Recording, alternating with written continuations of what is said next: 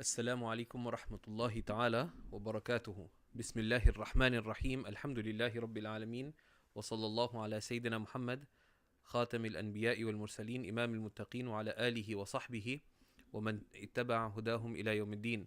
Alhamdulillah, in our marriage course we've reached lesson 11, which is on resolving differences. So we looked at some of the underlying causes of differences in lesson 10, and we saw how excellence of character and upholding what is entailed by excellence of character is the key to resolving so many of the root causes of differences. And ultimately it entails a commitment to follow the way of the Messenger sallallahu alaihi wasallam. There's many ways that one can deal with the underlying problems in marriage, and also many ways that one can resolve differences.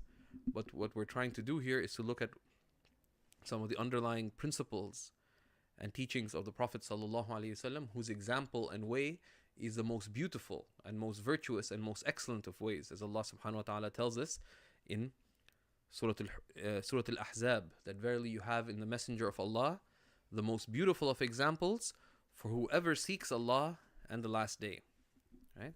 And that applies, of course, in marriage too. The Prophet sallallahu alaihi wasallam said, "An-nikahu min sunnati." Marriage is from my sunnah, right?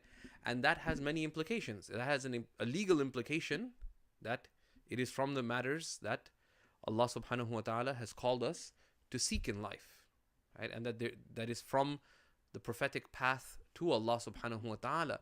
But marriage being from the sunnah of the Prophet sallallahu alaihi wasallam also entails that we familiarize ourselves with the prophetic way of marriage in order for our marriages to flourish, and particularly in testing times. So we're going to look firstly at common causes or manifestations of difference in a marriage in the first part, and then some of the principles of dealing with those problems in the second part. So what are some of the common manifestations of difference in marriage? Right?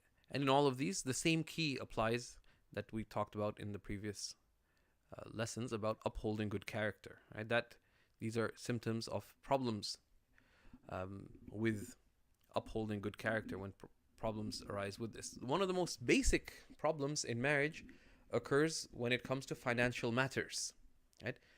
The couple falls into disagreement on financial matters on many different ways. It can be on ownership, who owns what, right? And we have a number of challenges because in many states and provinces where we live, in some countries, we have now what is called common property law, that any wealth acquired during the marriage is legally assumed to be split 50-50 between wife and husband. And this raises many challenges because Islamically the assumption is that everything of the husband's is the husband's, and everything of the wife's is the wife's, besides what the husband is expected to provide the wife on an ongoing basis. But besides that, his wealth is his and hers. And there's also an assumption that man and woman, being responsible human beings, they would be taking care of their financial and worldly and religious best interest, right? So but this is challenged by the common property law, and also by sort of a prevalent attitude that, well, this is our account and this is our this, which is nice, but what does that practically mean? Because they say that in love, law is not required, but in the absence of love, nothing restores love like law, right? So when you're in love and everything's fine, everything is yours, honey, right? But when she's no longer so sweet, right, it's very easy to get very bitter, right? And to fall into dispute. So it's very important to define things, to agree on ownership. Do you accept common property law? If you do, accept it in writing. Because when things are challenged, they say when push comes to shove, people push and shove, right? So you have to be very careful about this, right? About financial expectations. Also on spending, right? On spending, very often disagreements happen. Now one has to Islamically understand that the default assumption is that the wife cannot object to the husband's spending except insofar as it threatens the reasonable running of the household and his reasonable providing for her, and that the husband cannot object to the wife's spending of her money in any way, right? Unless it results in some blameworthy meaning according to the Sharia. But she has very little. He has very little right to object on how she spends her money. Now, one of the reasons why having all one's wealth in some kind of common property pudding or pie is that it lends itself to disagreement. Because if everything belongs to both parties, then, and men and women's temperament differs. The man wants to buy the iPad too, right? And relative to his salary, it's not much. But if every purchase the man makes, he has to sort of, because it's in the sense that, well, this is our money, it'll be challenged. And the wife, by nature, women have different spending priorities and interests and needs. So if her earnings or her wealth is also in a shared account, then any spending that she makes, the husband would, there'd be reason for there to be disagreement and even dispute. So even if one has some shared property, some shared accounts, it is wise to have ongoing accounts that are separate as well. And to agree that the shared account, whose is it? Right? Because you can have a right to use an account, but it may not legally be yours, right? And Islamically too.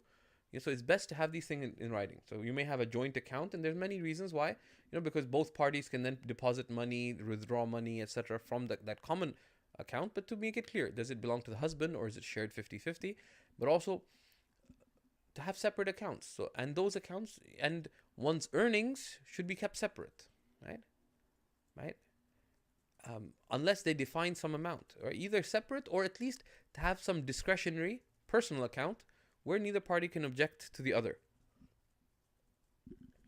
Another wisdom that we have heard from the scholars is that there is benefit, like if the wife is not working, it is best to give her a monthly allowance. Like if the wife chooses not to work because she doesn't want to, or because they've had children and she's taking care of the kids, it's best to give a reasonable monthly allowance that is hers, right? So that this issue of disagreement on spending does not arise. And how much should it be? Providing in general returns to bil ma'ruf, that which is considered good, that which is considered praiseworthy, right? And that's the customary amount that people need or spend given their socioeconomic background and present financial circumstances. So that these kinds of things, help build trust and avoid disagreement. Because if if the wife is given $400 a month, that's her that's not from the family budget and allowance and so on, but that's if she's not working, for example, that's her discretionary money. Right? And it may vary depending on financial circumstances. How she spends that, the husband should then have nothing to say about it. Right? And that avoids a lot of dispute. She buys her 53rd pair of shoes. It's none of your business whether she buys 53 or 532. Right? Because it's her money. And of course, and that also helps in terms of the woman also taking care of her financial interests. Right? That you live in a marriage with the hope and expectation that the marriage will last till death do you apart. And then inshallah you'll be united in paradise. But you act with caution. The believer is optimistic by nature, right? Is optimistic by nature and positive in their attitude and positive in their opinion of others. But that positive attitude does not prevent them from being careful and cautious, right? So, and very often sisters harm themselves in this. They enter into a marriage, into a completely dependent relationship where, what if the husband dies in a car crash? She's not saved any money, right? And then, of course, if the property is not, the ownership is not defined of the stuff, right? There may be all kinds of conflict with the in-laws and children and others, but also, So to have savings is a main major consideration, particularly if from a sister's own money, because her money belongs to her, right? But also from any allowance that is given to her, to save money on the side, right? And to see about how to invest it in Sharia compliant, Islamically correct ways.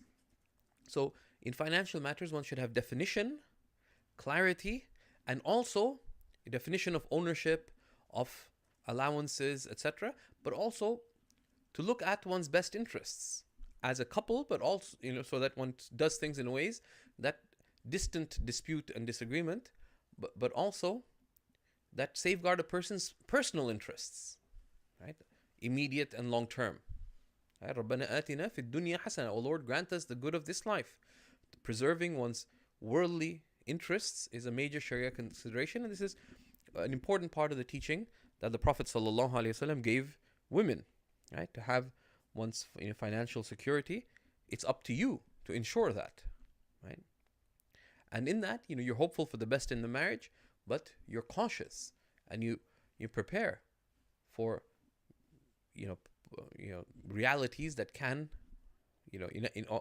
befall one. So that's the first issue where disagreement happens, right? And this is some of how one can handle it. Another common source of differences is differences on religious matters, right?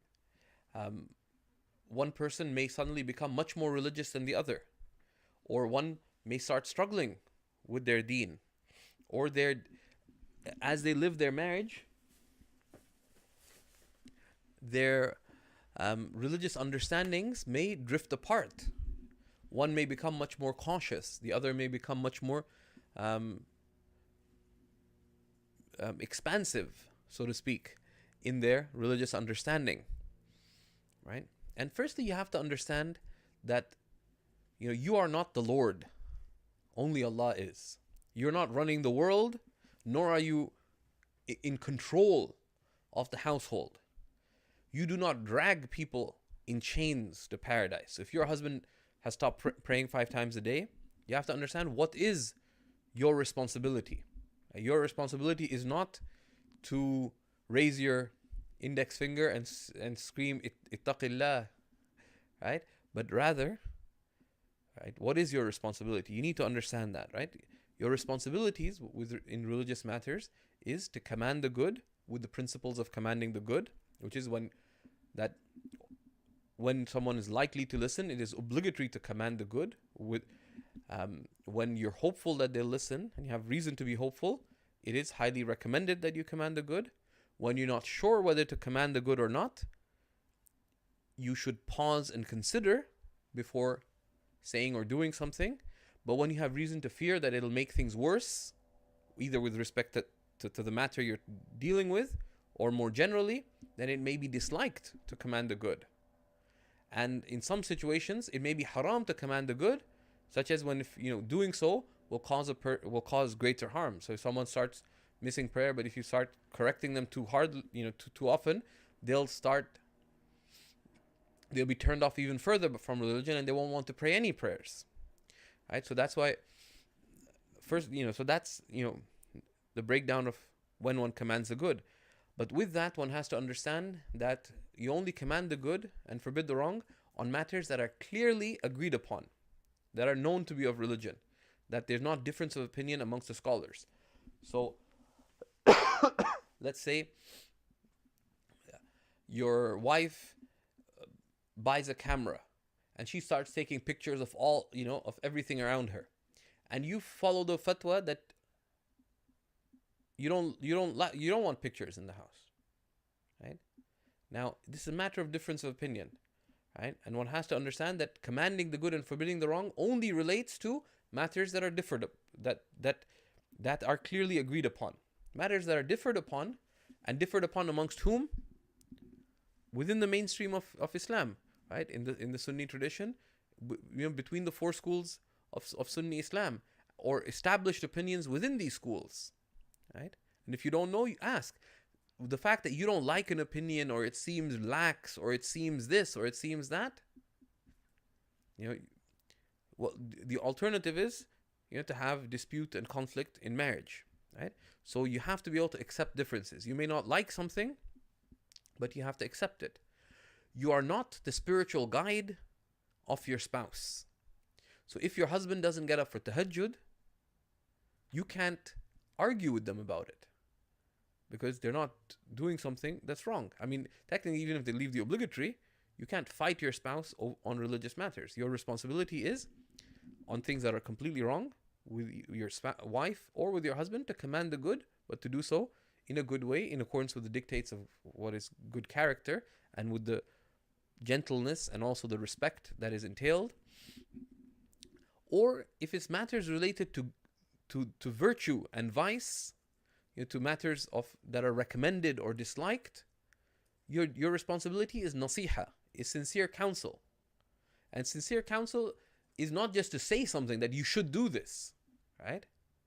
But rather, sincere counsel comes from seeking the good for another.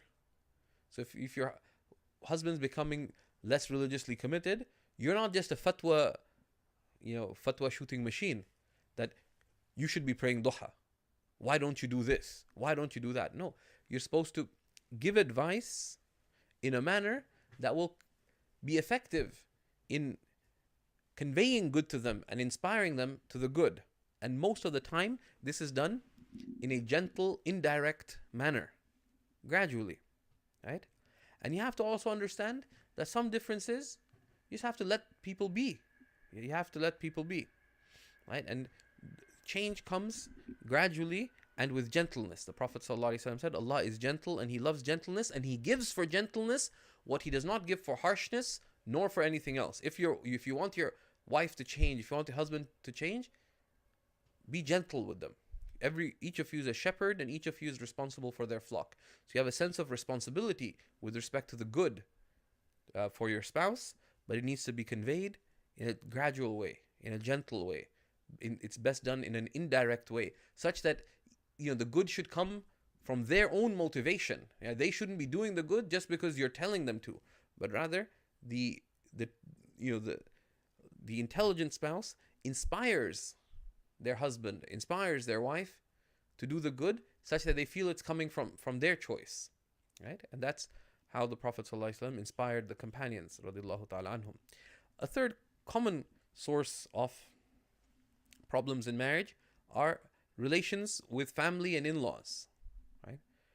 And you could write books on this subject, but firstly, one has to understand, what is the right of family? The right of family is love, respect, and that you deal with them in a good way, in your words and your actions. That is their responsibility, right? It is an intangible, that is their right over you. Your own family and your in-laws, that you have respect to them, that you have love for them, and that you uphold good in word and deed. You uphold the principles of good character that we've seen in previous lessons, right? That is their true right. And how you express that will differ according to circumstances. You do not have to obey your own family, but you should have a sense of deference to them, to strive one's best to listen to them. But you have to balance their rights with the rights of your husband or your wife, with the rights of your children, with your own rights to pursue the good, right? A lot of people, once they get married, they get so stuck in their family circles that circles of knowledge become abrogated, right? Circles of remembrance are forgotten, right? So, and what happens? A person's religious, the charge, of their religious battery dies out because the things that were sustaining it are cut off. So you have to balance, these rights. How do you do it? Through upholding good character. And you have to realize that the sunnah is to be expressive in the good. And a lot of times, we define our relationships in a very, what we can call the GSB, right? The general state of blah, right? So Friday night, show up at the parents of the husband. Saturday, all day, spend it with the in-laws. Sunday, go to some family functions. Evenings, show up at weddings and other things. It's like, you just drag yourself from one thing to the other. That's not birr. That's not righteousness with family, right? True excellence in relations is that you assist people when they're needy, right? You share in their happiness. You comfort them in their sorrow, right? You express your love to them. You express your care. You assist them. So if some family member is moving from one house to the other, you should be the first one to go and help. They're having a big family gathering. You may not be able to show up, but why not go and help them prepare the house, or cut the you have uncles who are like in their 60s, whatever, so they're having a lot of guests over. So go and help them mow the lawn, or mow their lawn for them, or run some errands, do things for them. That is righteousness. And then if you do that, then those long family gatherings, whether you show up or not, you're someone who does good. Even if you show up to a family gathering, right? Be proactive. Be the one who goes and serves the tea. Be the one who takes plates of food for the elderly. Be the one who proactively goes and greets everyone and is very nice to them. And then if you leave 10 minutes later, no one will really care because you've done good. Showing up is not what good character is about, right? And this is why the Prophet ﷺ said, you can reach everyone through your good character. And when people are unreasonable with you, right, uphold good character. Respond to wrong only with good. Sometimes family members can be unreasonable, make excessive demands. Don't act on the basis of anger and negative emotion. Rather, uphold forbearance. And in that, the spouses have a responsibility to each other. The husband should be the one who protects his wife's rights with his family, because he's the one who's able to do so, not the wife, right? And the wife should be the one who shields her husband from unreasonable requests or from disrespect from her parents and family, right? But in a good way, right? In a good way. And then how do you balance spending time between his family and her family, etc.? One should be equitable, right? And one should come up with a plan. Sit down and agree. How will we spend our weekends, and what about going to family on weeknights, etc.? And one shouldn't you don't have to do everything together as a couple, right? So for example, if the wife wants to visit her, wants to go to her parents 3 times a week, you could say, okay, once a week we'll go together, and twice a week, you can go on your own. And when I can, I'll drop by after, right? When I can, I'll drop by. And vice versa, right? The husband doesn't have to take his wife every time to his family. Once or twice a week, go together. Once or twice a week, go on your own, right? And like this, come up with solutions that, and agree on these things, beforehand. Sit down and come to something that both parties are willing to agree on.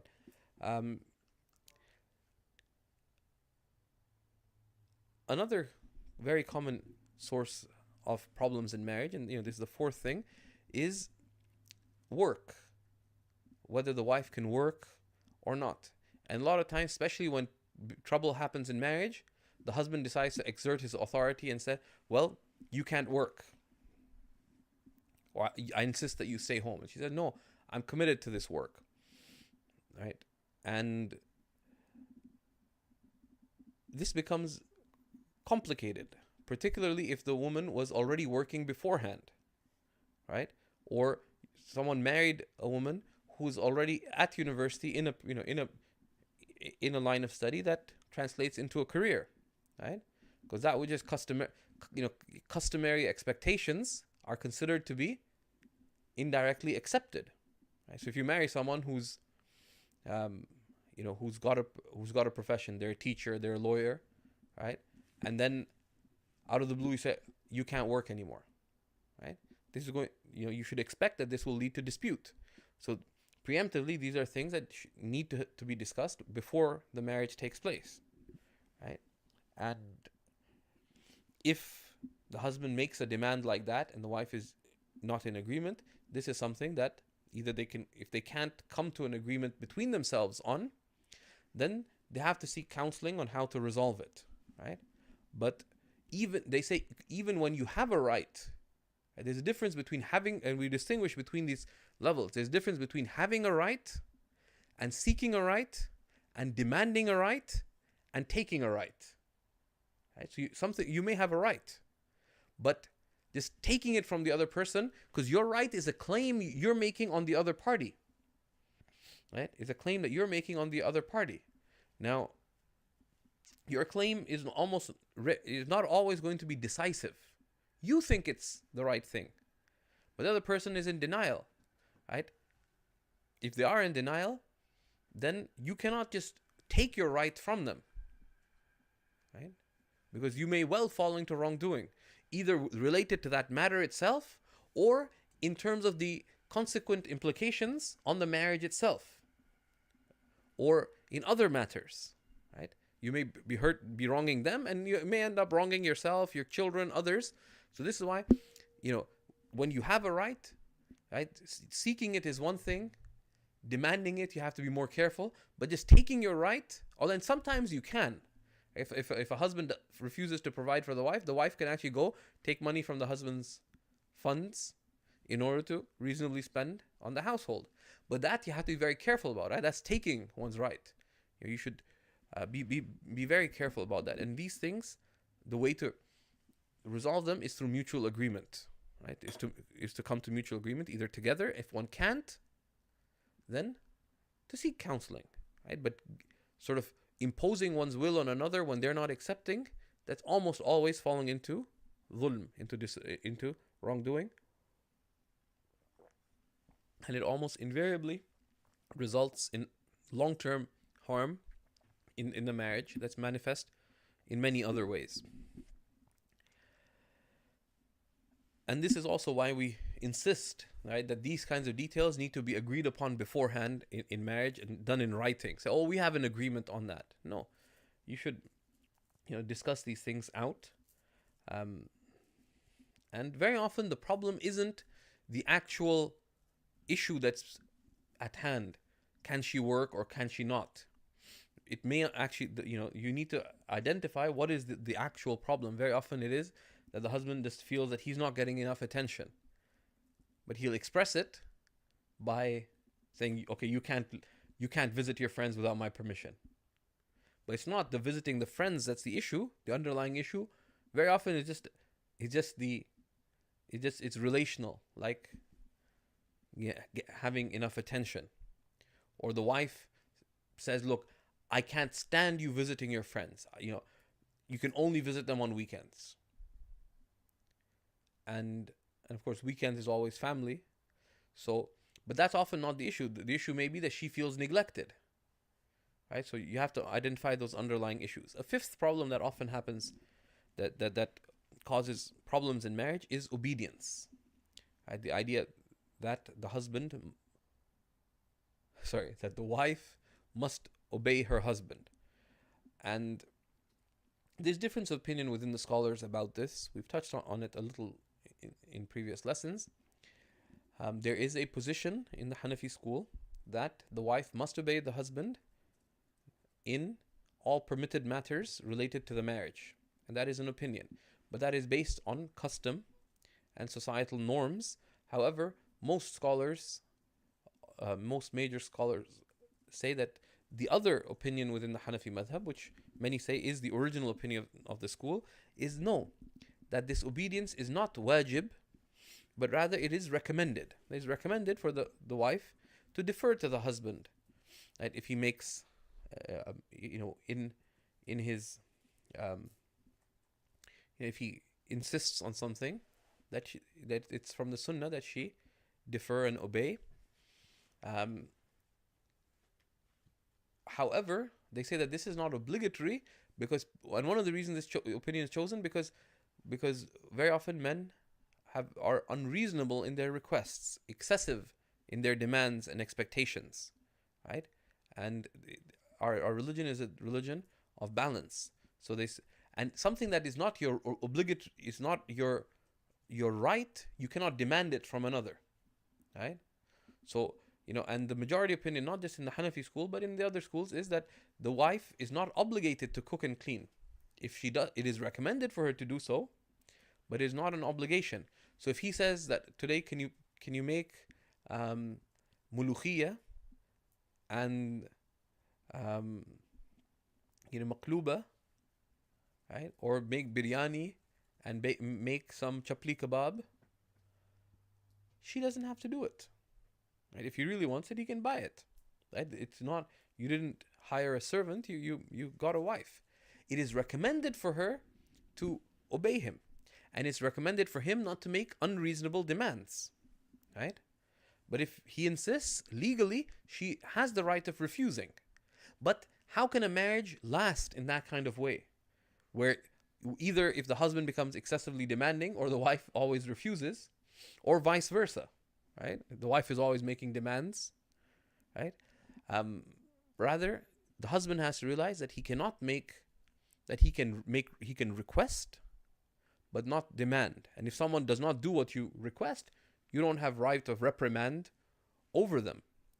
Similarly, the wife, it's recommended for her to obey her husband within the limits of what is reasonable, but it's not obligatory. So, and the beautiful balance is that each spouse should be striving to go out of their way to fulfill the needs and wants of the other spouse within what's ma'roof, within what is reasonable and good, right? So your wife really likes certain things, like she really likes certain type of chocolate. You get it even before she asks. Right? She likes Haagen-Dazs dulce de leche ice cream, so you buy it for her even without her saying, "Oh, by the way, could you pick up some dulce de leche ice cream?" And the wife knows that the husband likes certain things, so she does them, right? Seeking to please him, right? He likes wearing pajamas, but he married, a Hyderabadi woman who really prefers kurta pajama at home. So he tries to wear kurta pajama even without her requesting, because he knows that she likes this better, right? And vice versa, right? That's the better way, right? So one of my teachers mentioned that one of his teachers, he said that I've never, and his teacher had reached his 60s or 70s even, that he never made any demand on his wife, right? And she never made any demand on him. But anything that he ever wanted, his wife would get it for him even before he asked. So she knew that once he sits down and studies, he likes to drink some water. So she'd get some water for him even before he asked for it, right? Before the different festive seasons would come, he would give her money to buy clothing, etc., even before she'd have to ask, right? And this is part of the ma'roof that is the sunnah in marriage.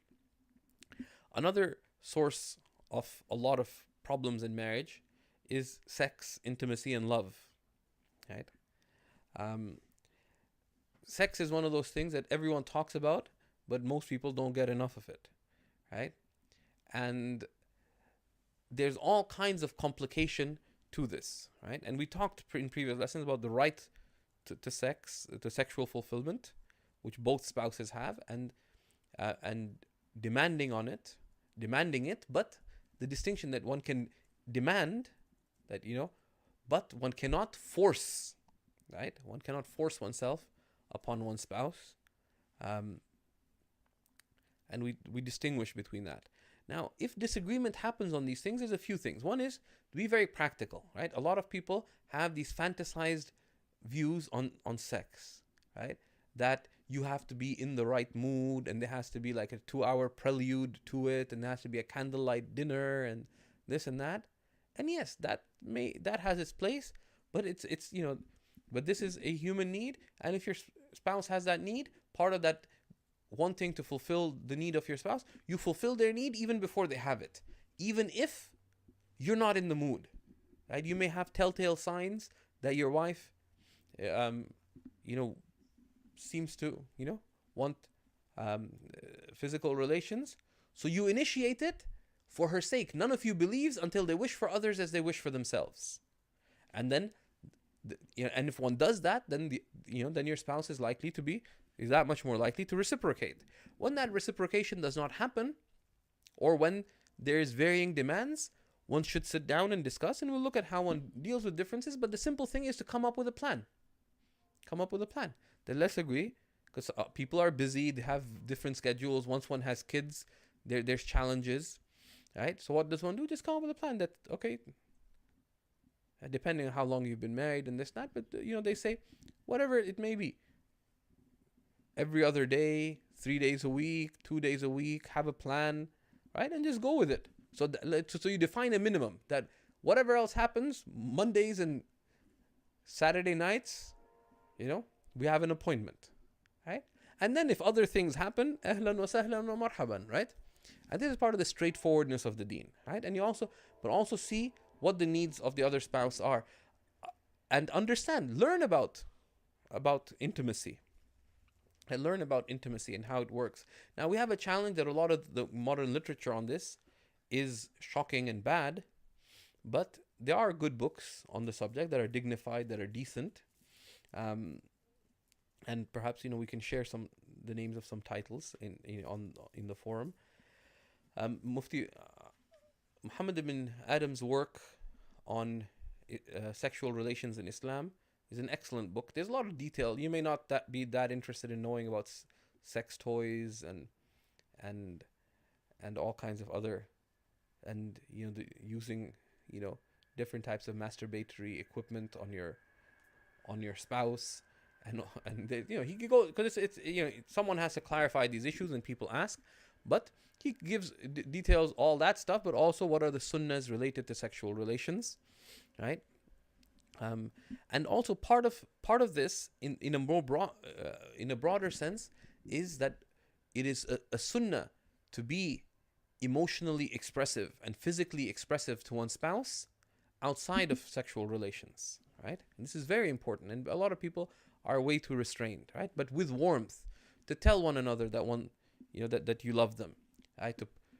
To have physical contact, and little nice things, little loving things. The Prophet sallallahu alaihi Sayyidah Aisha said that the Prophet sallallahu used to bite on her lips, right?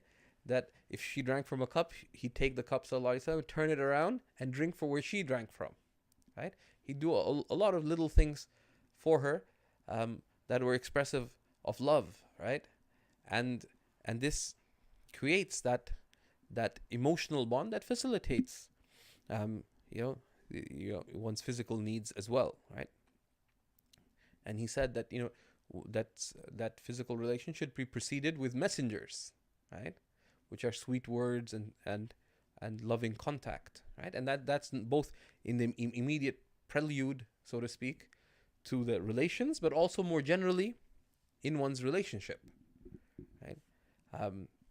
And very often, relations reduce themselves to a very sort of formal thing.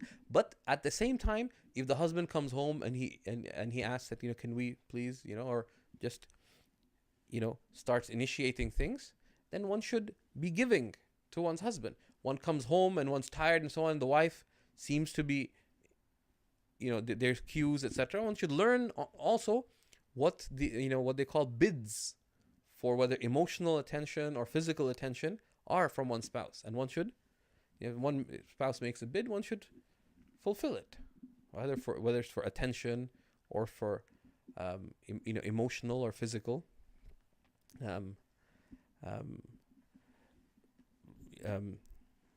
contact. So and when and sometimes just to sit down and discuss, but when one discuss, as we'll see, one should be very straightforward, right?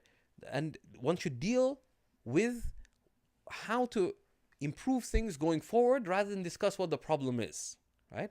So the way of therapy of focusing, okay, what's everything that went wrong, and actually sometimes puts even more problems on the plate than the plate can take. And that time you didn't do this, and once this happened and this happened, so why shouldn't you? And it reduces itself to a whole bunch of fight, and then negotiating your way out of that could take years. Rather, the sunnah is that you look forward, right? That, okay, we have this problem. Okay, don't focus on that too much. Say, okay, what can we do to make things better? And let's come up with a plan. Yeah, ask the other person how they, how they view things, what are their concerns, etc., and say, okay, let's come up with something that we could both agree upon, right? And then how can we make it happen, right? And and sometimes it's as simple as that, right? Because you're not trying to find out what are the and change, change and improvement in happens through action, through successive approximations towards a desired state of being, right? A seventh problem is children. And children aren't a problem, though some people in our times think they are. Maclean's magazine, for example, in Canada, a year and a half ago, they had this cover story on the case against kids. If you look at it in material terms, they can be a strong case to be made against having kids. But in relationships, and we are in a time in which individual expectations in relationships, in marriage, are in flux. So the social norms and expectations and the cultural values of our parents are very often not values and expectations and norms that we feel committed to, though some, not all, of those norms have greater wisdom than we often imagine. But so the issue comes up, when will we have children? One spouse says, well, I only got married to have kids, right? And and that's, if you did, don't tell your spouse, right? But the other spouse says, no, I'm not ready for it yet. I want to finish college, and I want to then do my master's, and I want to study Arabic for a few years, as if you can't study Arabic with kids around. And so it leads to dispute. Another problem happens: how many children to have? Right? One says, I want 8 or 9. The other says, I want 1 or 2. Right? How you raise them, how you discipline them, right? And these are challenges, and you should discuss these things before marriage, right? Of course, the matters of sexual relations and stuff, I mean, you do not talk about such matters explicitly with one spouse, before marriage, but there's ways of dealing with those things tactfully as well, right? In an indirect manner, coming up with broad principles of how to deal with disagreements and expectations. But with children as well, these things need to be agreed beforehand, and to come up with, mutual compromise, right? To mutual compromise that's agreeable. And part of our values in a marriage is that, each, amruhum shura bainahum. Their matters are through mutual consultation, and, within the limits of what is reasonable, of deferring to the husband's judgment, as well. But the husband, on matters that are related to family, etc., should be keen to leave it to the wife, right? Because she's the one who's raising the kids, right? So no, you have to hit the kids. She says, I don't want to, right? Just let it be. And what mode of discipline? And these are not absolute matters. They're matters of judgment, right? And sometimes when a problem seems inextricably complicated, consult, right? And they can be, ways to handle it that are not either or. An eighth problem that often happens is household duties and chores, right? And the same principles apply here, right? That be clear on these matters, right? And at the same, and how one, and this really depends on one's circumstances. There's a general way, which is that the husband is responsible for fulfilling the familial needs outside the home, and the woman for those familial needs within the home. But that's not always necessarily the case, right? And there may be certain duties that the husband may be better positioned to fulfill due to family circumstances. But when disagreements arise, one should come up, one should discuss them and come to a mutually satisfactory solution, right? But one should also look at what would, don't just, very often we put ourselves in a corner where we behave like children who are brats, right? We get in a corner and it says me, me, me, me, me, right? Whereas if you just pause for a moment, step back, You have to assess the situation as it is, and the intelligent person doesn't do what they feel like. The intelligent person, right, looks at what will be of the greatest good for myself, for my spouse, for our relationship, for our children, not just in the short term, but also long term, right? And some change, sometimes, let's say the wife expects that the husband do all these household chores. Now he realizes that if he's working full time, he may not be able to do so. A pragmatic thing. So you want to say, okay, if you're staying home and you're homeschooling, then it may be not reasonable for me when I come home to do 101 chores right away. But you may work gradually to that state of being slowly. Right? You're more likely to get away with that rather than by asserting authority and screaming and shouting. And similarly with the wife, if she wants the husband to do the dishes, the least effective way of doing that is by accusing him of being lazy and by screaming at him and threatening him, because that's all negative reinforcement. Then the last thing he'll want to do is do the dishes. And then until you realize that you have to calm down and be gentle and deal with it, in the right way. Right? So with these things, we may have certain expectations that are ultimately reasonable, but we seek them, in a manner that's likely to be effective, rather than just, because the point isn't to make a point. And sometimes you may be able to get your way with your spouse. Right? You force them that, no, I insist you do this, and they do it. But long term, is this going to be good for the health of the marriage? Will it be good for relationships? Normally not, especially when it's harshness. There's a difference between being firm, and you have a right to be firm with respect to your rights, right? But there's no dispensation in our deen to be harsh, right? To be harsh, right? Allah is gentle and He loves gentleness, and He gives for gentleness what He does not give for harshness, nor for anything else. Allah is gentle and He loves gentleness in all matters, said the Prophet ﷺ.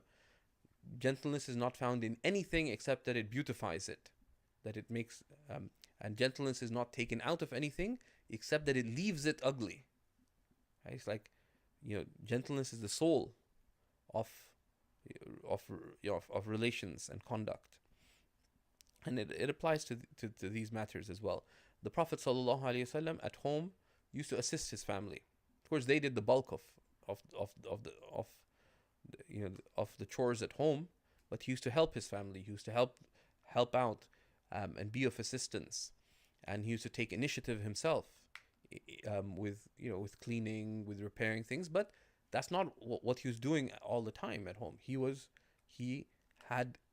occupied as a statesman, as a leader, as the messenger of God, as the teacher of the community, as the imam of the community, sallallahu alaihi wasallam, and in earning a living. Yet he helped out, and they went out of their way to facilitate matters for him, right? But we see amongst the companions that when circumstances arose, when Sayyidina Ali was in very tight circumstances, Sayyidah Fatima started working out of the home as well, right? Many other companions, right? Likewise, right? Some of the Sahabiyat would walk 2 miles, right? And we shared that story, right? So you can jog your name in terms of who the female companion was and who the male companion was, right? Who would walk 2 miles with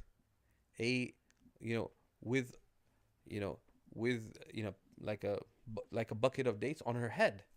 So once the Prophet ﷺ stopped and offered her to ride on the camel, and she refused because she knew her husband had a lot of ghira, a lot of jealousy. When she went home and she informed her husband of this, he said that, but by Allah, for you not to have to carry that on your head, right, by riding behind the Messenger sallallahu alaihi wasallam on a camel, and so they wouldn't be close to each other at all, would be much more pleasing to me than you're avoiding it out of my ghira, right? So this is the spirit that is meant to be in a household. And then a more general issue is annoying. The ninth issue is annoying habits and personality. Right? That there's certain things you don't like.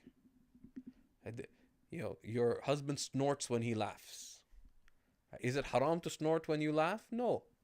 Right? Is it makruh? Are they, so just let it be. If Allah is not displeased with the person when they're doing something, who are you? And even when they are, right? So, just calm down a little sometimes, right? We have to overlook things, right? You have to look at the greater good, right? You have to look at the greater good. And, your husband, let's say, common problems that happen. Like, he always leaves the toilet seat up. Now you're disturbed because it appears that he's relieving himself standing up. Now, what are you going to do about it?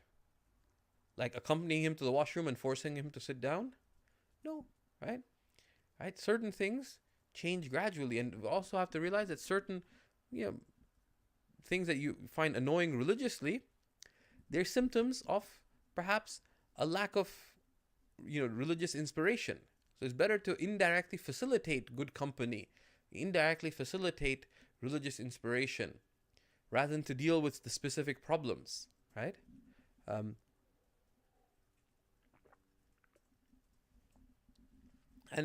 But if it is something that really annoys you, and there's certain things that hurt your ability to be loving, etc., or some things are hard to let go of, then you discuss them in a good way, right? Don't just react to things, right? Don't just react to things. A lot of harm is inflicted in marriages when we just react to things we don't like, just at a very emotional level, without consideration of benefit.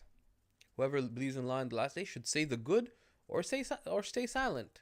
And saying the good is saying that which is likely to be of benefit, right? So, let's say, you really don't like your wife walking around in Western style pajamas, or she wears track pants and a t-shirt at home.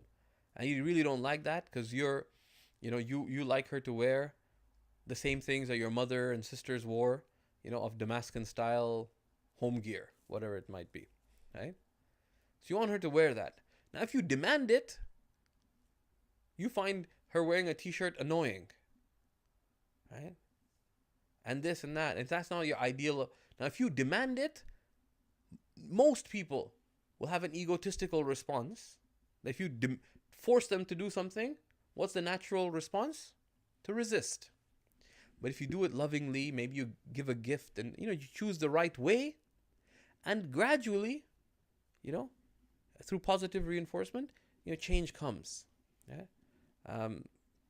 You could force yourself on a lot of things, but then there's resentment, ill feeling that wells up on the other side. It creates emotional walls between you and them, right? And if you want a very distant, cold relationship, then you're welcome to be harsh, right? But you're in for trouble. Now, how do you deal with differences? We've touched about some of these principles, but just a recap of the 5 keys we talked about in the previous lesson, right? If you want to have a successful marriage, you have to uphold good character. And we've seen what the principles of good character are. Good character is an inward disposition that causes you to manifest positive inward traits and positive outward conduct. Praiseworthy inward traits, praiseworthy outward conduct. How is it manifest? It's manifest in a keenness to fulfill the rights of others, a keenness to avoid harming others, a keenness to always remain positive and cheerful in one's disposition, a keenness to respond to recognize others as good and to respond to it with good.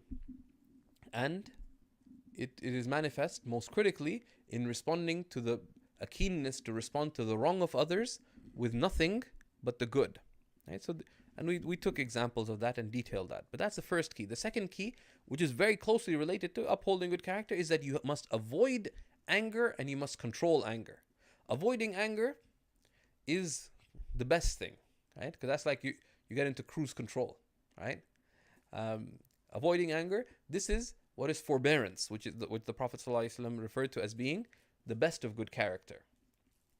Controlling anger is that if you do get angry, you learn how to restrain yourself. And this is not easy. It requires effort. And you have to give your spouse the space and the facilitation to fail and correct themselves. Your husband, your wife are going to mess up once in a while in terms of controlling their anger and negative emotions, right? But especially when your spouse admits their mistake, etc., you facilitate for them to correct things, right?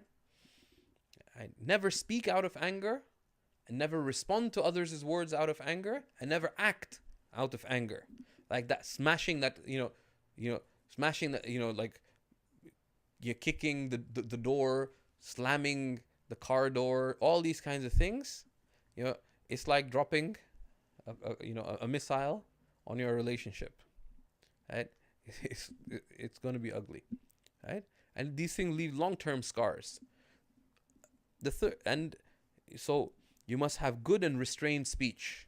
Only speak and only act when you, in a way that's likely to be of benefit. If you can't deal with it, and the other thing is never get into angry discussions. If things start going negative, disengage, say to discuss it later, and come back to it when things calm down. Have a positive attitude, right? The Prophet ﷺ was always full of concerns, yet he was always cheerful.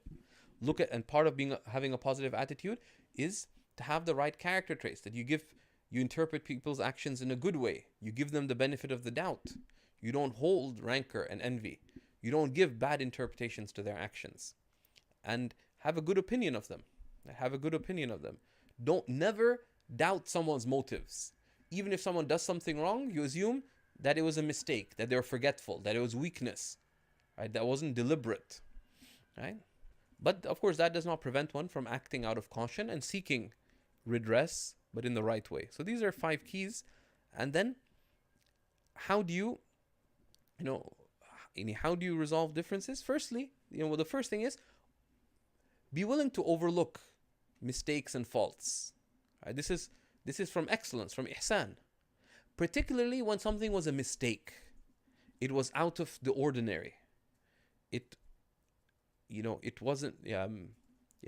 Normally your wife's very reasonable, etc. One day she's come and she starts getting mad at you, and she said some hurtful things. So it's out of the ordinary. Maybe you're just having a bad day. Just overlook it, right? Idfa billati hiya ahsan. Allah subhanahu wa ta'ala says, respond in the way that is more virtuous, right? So overlook it. At least at that time. You may come and deal with the issue later, but especially when the other person is upset, they're angry, they're being grumpy, just overlook it, right? If they make a mistake, be willing to forgive them, because just as they make mistakes, realize that you make mistakes too, right? So just as you don't like them making mistakes with respect to you, you learn from it that you shouldn't make mistakes with respect to them, right? And be patient with them. What is patience though? Patience is not a passive state where if someone slaps you on one cheek, you say, here's my other cheek. Hit that too, and let me put my head on the ground. Why don't you step on me as well? Right? That's not patience. Right? Patience is not a passive state. Patience is remaining firm. الصبر هو الثبات على مرضات الله. Right? Patience is remaining firm on what is pleasing to Allah subhanahu wa ta'ala. So in some cases you may realize that I should just overlook this, but in other cases where something is deliberate wrongdoing, right? It's deliberate, it's ongoing, it's grave, it has negative implications, right? Or it's difficult to accept, then you deal with it. Patience is you don't object to Allah subhanahu wa ta'ala about it, and that you deal with it in a praiseworthy manner, right? But this is, overlooking things and being patient is never a countenance to allow yourself to be wronged. Because it's different. Someone made a mistake once. They said something mean to you. There's difference between someone who did wrong and someone who's a wrongdoer. Right? There's difference between wrong and wrongdoing. Right? So there's, wrongdoing and a wrongdoer, that should not be overlooked. But it has to be dealt with in a good way. A lot of times in relationships, people deal with their problems just by being grumpy. Right? They go to their friends, male or female, say, you know, my wife, yeah, and they just vent. Venting does not solve the problem. Right? The believer takes means that are effective, right? Not defective. Right? Then when problems happen, right, you have to look at the bigger picture. Right? You have to look at the bigger picture and the context. Right? That some things you know aren't about to change anytime soon. Your wife is the worst cook in the world. Right? Every time she cooks, you know, something happens. Right? Right? Something happens. Once she left a fork in the lasagna. The other time there's toothpicks in the pizza. A third time things are burnt. The fourth time the fire alarm went off. You know, all kinds of spectacular things happen. Your husband does all kinds of things that just drive you nuts. But you know, you have to look at the bigger picture. Is this worth fighting over? Right? Or should you give it a bigger time? And that's where sometimes you have to step back and look at the bigger picture. Does it really matter? No. And sometimes it's just a gift from Allah subhanahu wa ta'ala. And you thank Allah that, alhamdulillah, the faults of my wife are pretty insignificant. Your husband has terrible dress sense. So make it something that you joke over. Or, you know, you choose the clothes for him. Right? Get him a better wardrobe at his expense, perhaps. Right? So you deal with it, or you deal with it gradually. Right? You know, your husband's a holy man. All his clothes seem to have holes in them. Okay, so just laugh over it, right? Don't make it a big deal, right? And a lot of things, you know, you just have to learn how to just accept them and just make it, you know, subject of laughing over. Or you deal with them in a gradual way, right? You have to realize, you know, you got married. Now you're not comfortable with certain aspects of your wife's wardrobe, right? Look at the bigger picture. You have to realize that the person you marry, this is where they're at in their religious understanding and practice. So you work on things gradually, right? You work on things gradually, right? So that's where the bigger picture, and that's where the words of our beloved Messenger alayhi salatu wasalam come, that let no believing man hate a believing woman, or dislike a believing woman, or resent a believing woman, right? The word can convey all three meanings. If there's certain things that he dislikes about her, or he hates about her, or, you know, there surely will be other things that he likes. Right? So you put things in context, and let no believing woman hate a believing man, or dislike a believing man, or resent a believing man. Because if there's certain things she dislikes about him, surely there will be others that she likes. Right? So that's important. Now, when things are significant, the third issue is don't fight. Because fighting won't resolve things. Like screaming at each other. If you just step back, right? And sometimes it's good to step back from situations. You know, your husband had promised that he'd do the cooking, and it was all it required actually was just thawing the stuff that is in the freezer from her parents, because neither of you can cook. And she'd invited some of her friends and their husbands, and it, you know, there's 10 minutes left for them to arrive, and the stuff hasn't been thawed, and you guys don't have a microwave oven because you're worried about microwave rays or whatever, right? Now, starting a screaming match right then, will that solve the problem? No. Would venting your anger solve the problem? No. Right? So you deal with it, but you deal with it in the right way. Right? So what do? You say, okay, well, we have 10 minutes. What do we do? So you come up with a plan on what to do. And they say, you know, I think we do need to talk about this tomorrow, but you do it in a good way. And then you sit down and say, okay, how can we handle this? So you say, well, maybe I should have sent you a text. You know, let's say anytime I have to do any household thing, send me a calendar invite. Use technology to your marital advantage. Send a calendar invite. Set it up to give a notification half an hour before, an hour before. Do a text message. Leave a reminder note. Give instructions. A lot of husbands don't do household chores because they just don't know how to do them. Right? So leave instructions. The wife, you want her to do some things for you, you know, facilitate and just look. So do you deal with the problem, but in ways that resolve the issue, not just that, because that screaming match will not only not resolve the problem itself, but it harms the relationship, right? And it's nafs, it's just ego, right? And the Prophet ﷺ was asked, what is the best of actions? He said, husnul khuluq, right? Good character. And he was asked repeatedly, and he said, good character. Finally, the man kept asking, so the Prophet ﷺ said, do you not understand? Good character is for you not to get angry when you're able to. or not to get angry when you have reason to. That is good character, right? So don't fight nor vent, rather deal with the problem itself. Sometimes it helps for you to walk away, go to the washroom, throw some water on, on your face, and just say, okay, what is the problem? Right? And the problem isn't him. The problem is that the guests are coming in. There's an immediate problem and there's long-term issue, but you deal with those positively, right?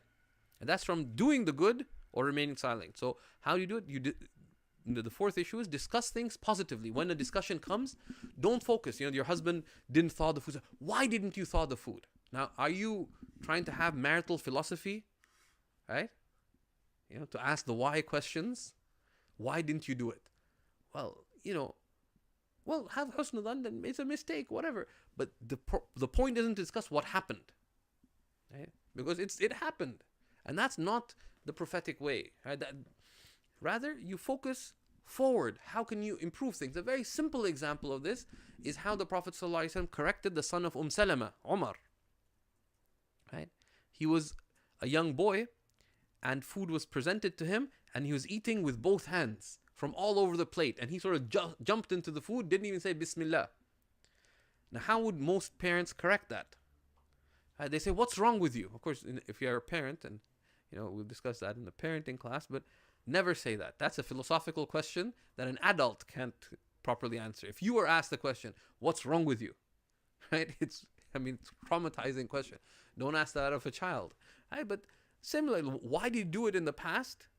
The fact that he didn't do it means that there was a gap between expectation and execution, right? And it won't change the past. So what did the Prophet ﷺ say to this child? He didn't say, why are you eating with your left hand?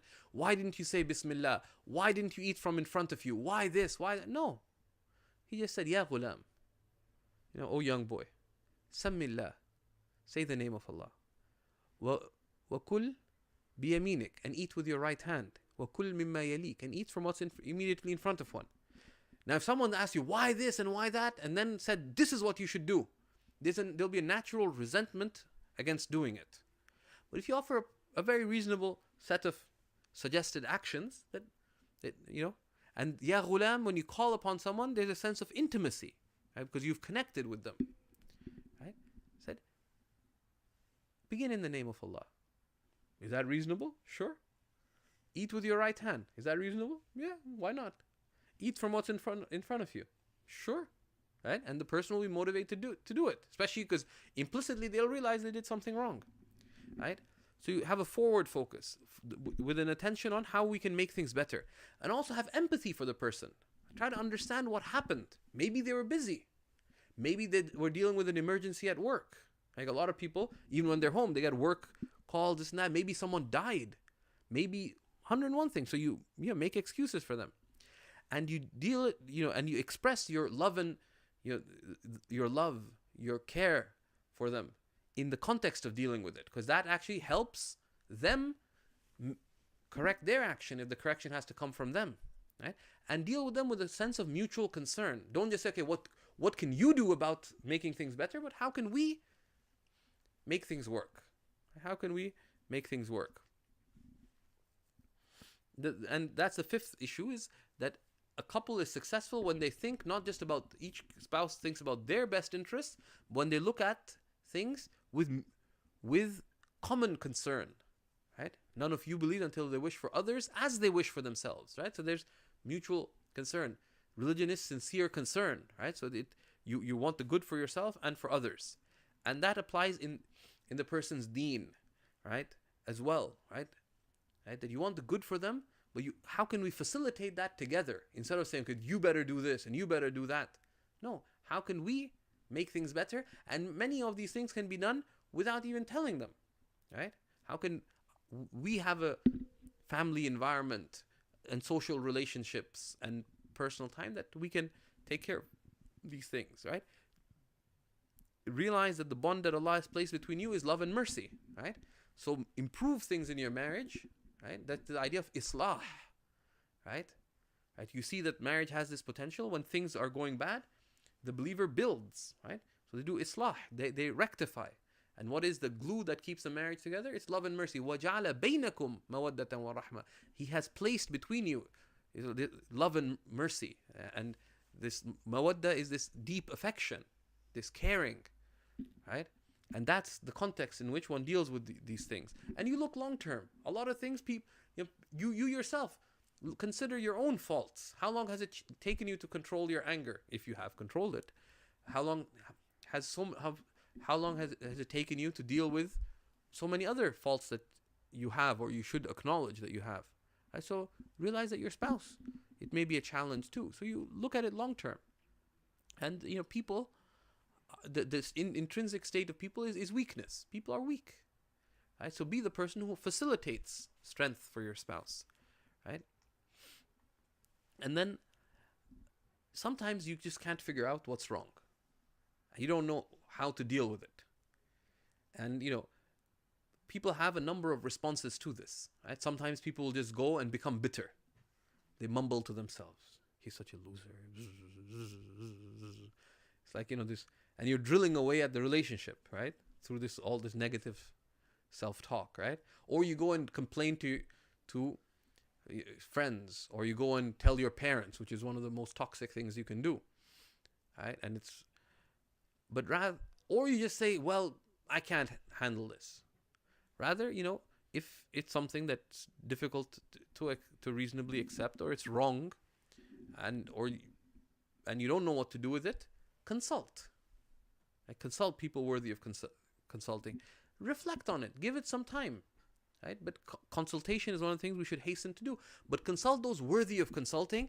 And one of the sunnahs of consulting is privacy. Right? The Prophet ﷺ said, "Ista'inu ala qada'i hawajikum bisirri wal kitman." Seek assistance in fulfilling your needs through secrecy and concealing. But secrecy here means discretion. Right? Discretion. Because if you tell everyone, the word gets out and stuff, and it just makes things worse. So you consult those worthy of consulting. And don't just vent. Venting, consulting is, let's say you have a friend who you respect their opinion, don't just ask them in front of everyone. Ask, and they may even not give it proper thought if you ask them in front, ask to meet them privately, etc. And consult, or go consult people who have experience with marriage. Consulting the wrong people, people, especially people, you're asking someone who's been divorced 3 times. They don't seem to get how marriages work, and you ask them for marriage advice. And actually be careful, because some of the people who are most willing to give marriage advice are those who have the worst marriages. It's one of those bizarre things. I have friends who I've seen give marital advice. I said, listen, fix your marriage first. I said it more gently and nicely, but frankly, I have to tell them this: fear Allah, right? And sometimes, it's not just seeking advice, but you need counsel. You need formal counsel for someone, or you may need counseling, because some things are just a simple thing. Do this and things, inshallah, will get better. But some things require counseling, because you yourself are in a difficult situation, right? Or the marriage itself is in a difficult situation. So you seek out counseling, and you seek out good counseling. Not all counselors are equal, right? You say, I went and asked an imam. An imam is not like a demigod, right? That you ask, that an imam may be a hafiz. That's what made them imam of the masjid. They may be a faqih. Doesn't mean that they'll be able to counsel, right? Actually, even counselors, they come in different packages. So you don't just go to the market and say, I'm buying a car. You choose a car that fits your needs and your circumstances and your budget. But similarly, when you seek a counselor, the sunnah is to take effective means. And a good non-Muslim counselor is far better than an untested or mediocre or bad Muslim counselor. And you also have to be aware, if you're coming from a certain cultural background, a certain set of life expectations, and your spouse is coming from a certain background and expectation, choose someone whose answer and guidance you'd be likely to be willing to accept. If you go and ask a scholar who's just come from overseas, they don't know about the cultural context that you come from, or even the cultural background that you're from, and you ask them for advice, maybe the advice could actually be harmful, but they're only responsible for doing their best, right? So choose carefully. And there's different. Some scholars have certain temperaments. Some may be very strict.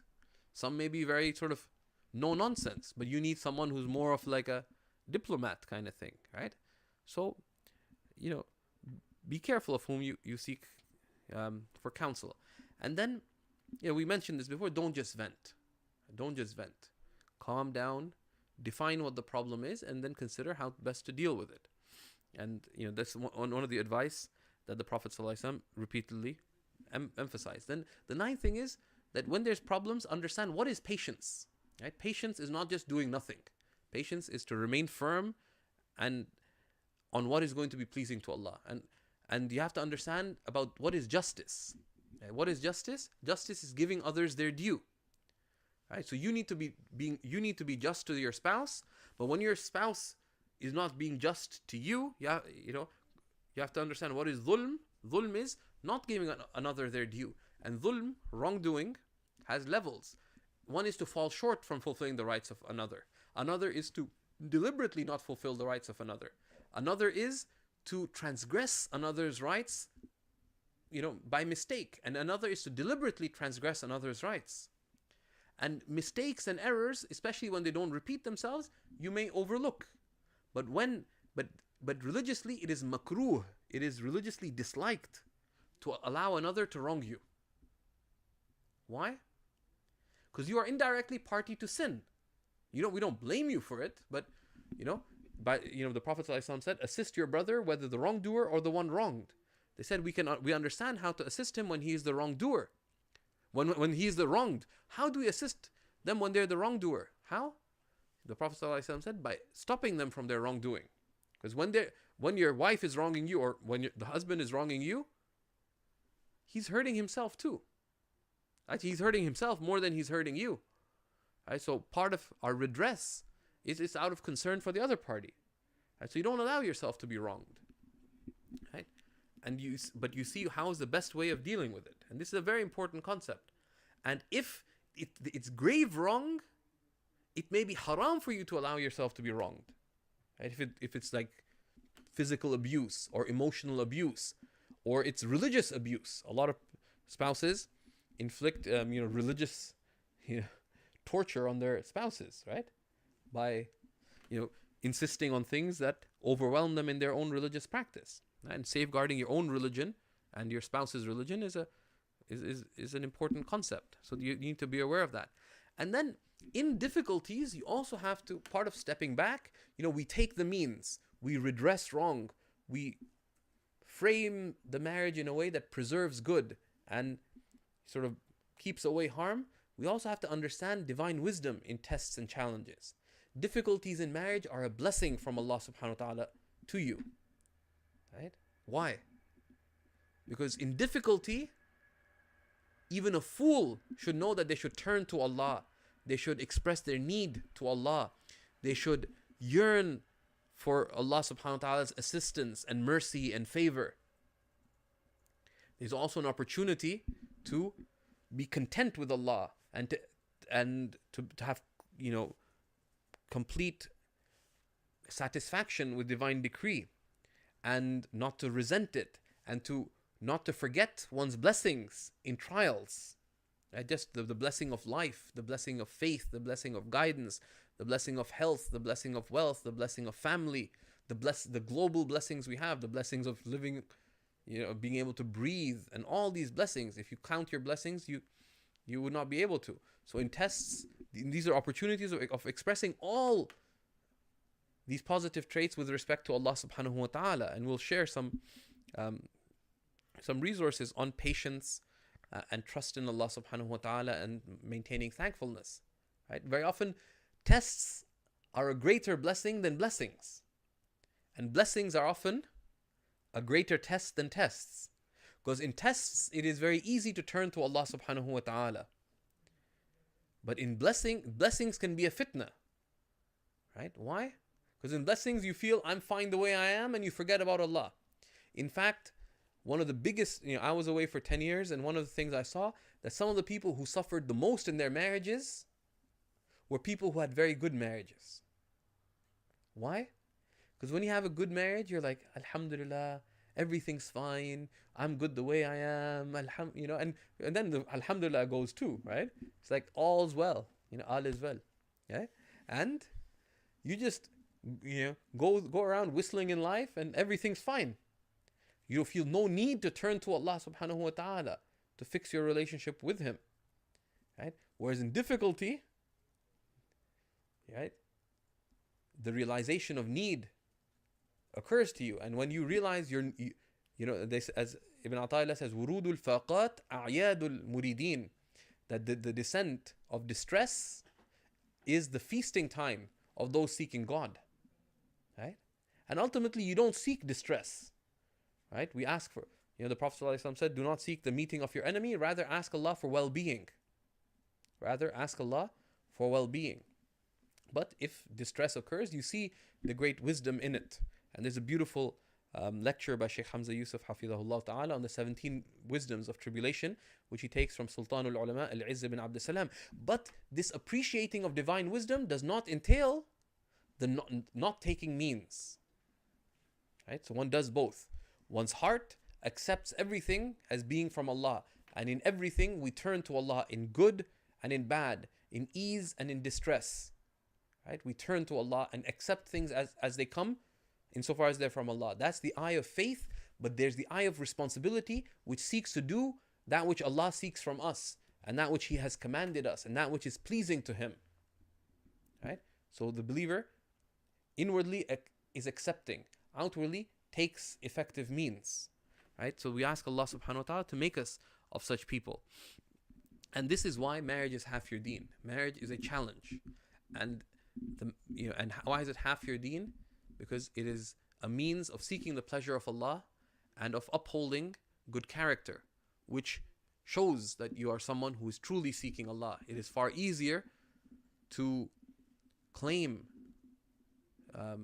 but not be realized in sincerity in your worship, right? Because your worship can be very self-centered, but upholding good character in dealing with people, in dealing with your spouse, and in the difficulties that arise in marriage, this is an opportunity of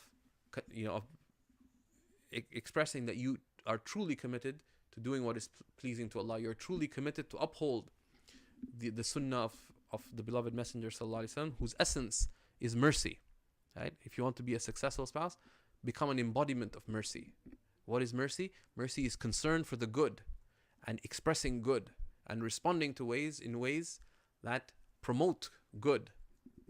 We ask Allah subhanahu wa ta'ala to make us of those who are embodiments of mercy in our marriages, who are people of mawadda and rahmah, who are of loving concern and true mercy, of people who bring the light of prophetic conduct and character in action and response and in words into our marriages. And we ask Allah subhanahu wa ta'ala to make us of those whose spouses and whose offspring are a joy for us, and make us all of those who are the foremost of the people of piety. ربنا هب لنا من أزواجنا وذرياتنا قرة أعين واجعلنا للمتقين إماما وصلى الله على خير الأنام سيدنا محمد وعلى آله وصحبه وسلم تسليما كثيرا والحمد لله رب العالمين.